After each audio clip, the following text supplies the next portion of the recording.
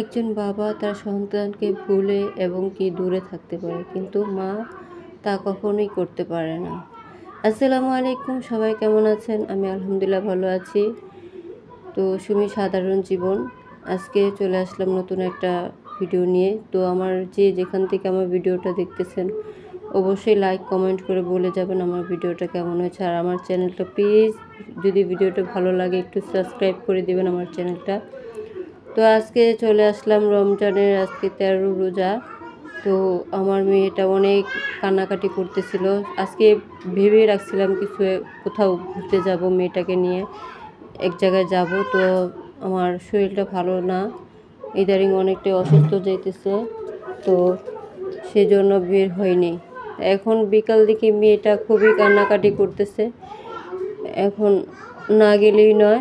তো নিয়ে গেলাম একটু এখানে আমাদের বাসার কাছাকাছি একটা জায়গা।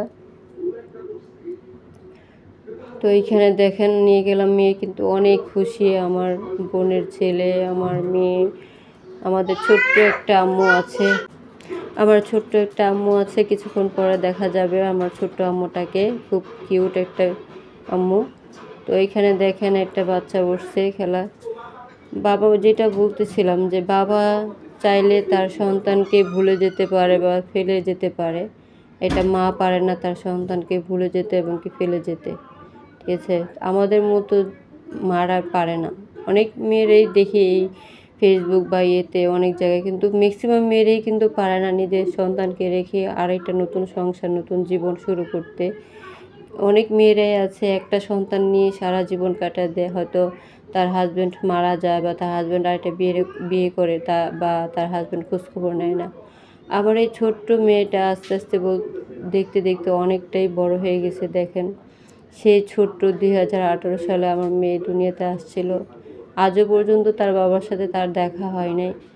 তো আমি আমার মতো চেষ্টা করি, আমার মেয়ে যখন যেটা চায় আমি আমার সামর্থ্য অনুযায়ী চেষ্টা করি ওকে একটু দেওয়ার জন্য, ভালো রাখার জন্য, যেহেতু বাবার আদর পায় নাই। যখন আমি ভাবি আমার বাচ্চাটার কথা, যে অন্য বাচ্চাদের মতো বাবার আদর পায় নাই আমার বাচ্চাটা, তখন আমার খুবই কষ্ট লাগে। তখন মনে করি যে দুনিয়ার সব সুখটা হয়তো আমি আইনা দিতে পারবো, কিন্তু আমার মেয়েকে আমি আমার বাবার সুখটা, মানে মেয়ের বাবার সুখটা আমি দিতে পারবো না। তবুও আমি আমার সাধ্যমতো চেষ্টা করি ওকে ভালো রাখার জন্য। আপনারা সবাই দোয়া করবেন আমার মেয়েটার জন্য। আমার মেয়েটা মেয়ে হয়ে জন্ম নিয়েছে, তার জন্য আমার শ্বশুরবাড়ি থেকে আমার অনেক কথা শুনতে হয়েছে, মেয়ে কেন জন্ম দিলাম। তো ও কিন্তু হয়েছে ওর বাবার মতোই দেখতে, কিন্তু হইল মেয়ে। এগুলো নিয়েও কথা হয়েছে যে সব কিছু মানে ছেলেদের মতো হয়েছে, বাপের মতো দেখতে হয়েছে, মানে আমার শ্বশুরে বলছে। কিন্তু আবার মেয়ে হইল কেন, মানে একটা করছে। যাই হোক, এগুলা বলার দরকার নেই। তো আমার মেয়েটাকে নিয়ে আমি আলহামদুলিল্লাহ এখন ভালোই আছি। ইদারিং শরীরটা খুবই খারাপ যাচ্ছে, কিন্তু চেষ্টা করি মেয়েটাকে একটু ভালো রাখার জন্য, সুস্থ রাখার জন্য। হয়তো চেষ্টা করি, হয়তো ওরকমভাবে করতে পারি না। তো সবাই দোয়া করবেন আমার মেয়েটাকে যেন আমি মানুষের মতো মানুষ করতে পারি। আল্লাহ যেন আমাকে সহায় থাকে এবং সাহায্য করে। আল্লাহর সাহায্য ছাড়া আমরা কেউ চলতে পারবো না, সবাই আমরা অচল। মানুষের দরজা যদি বন্ধ হয়ে যায় আমরা চলতে পারবো, কিন্তু আল্লাহর দরজা বন্ধ হয়ে গেলে কখনোই আমরা চলতে পারবো না। এটা হয়েছে আমাদের, মানে কি আর বলবো।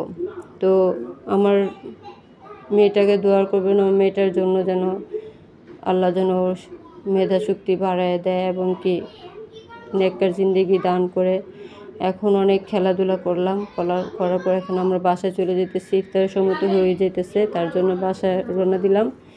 তো আমরা হাঁটতেছি। তো আমার ভিডিওটা এই পর্যন্তই। তো যেখান থেকে আমার ভিডিওটা দেখবেন প্লিজ আমার চ্যানেলটা একটু সাবস্ক্রাইব করে দিবেন। হয়তো অনেক আপন ভালো ভিডিও দিতে পারি না। আসলে